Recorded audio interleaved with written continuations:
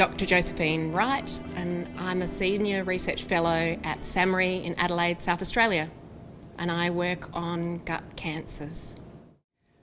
I studied at the University of Adelaide, a PhD, focusing on embryonic stem cells, and I've covered lots of areas of science in my career, both here in Adelaide and at the University of Bath in the United Kingdom.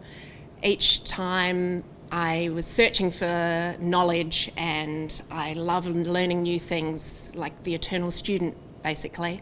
So I've worked across prions and Alzheimer's disease and breast cancer and now gut cancer.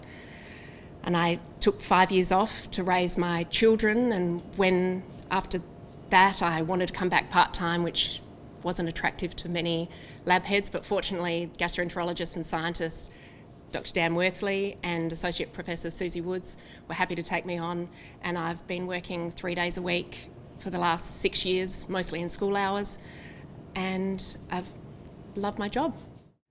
My research focuses on the early detection and treatment for bowel and gastric cancer, using lots of different methods and novel methods. And I also work in developing a translational network of labs and hospitals and clinics to enable the better personalisation of therapy for patients. I love science. I love asking questions and being able to test them, and maybe being the first person in the world to have ever tested that. And when the experiments work, it's so exciting, and I'm driven then to chase the next high for another experiment that works. But obviously sometimes the experiments don't work, and what drives me through those times is the idea that I might help someone or make a difference in somebody else's life. My family has been touched by bowel cancer, and I myself are screened regularly, and I would love to be able to detect bowel cancer early to help people.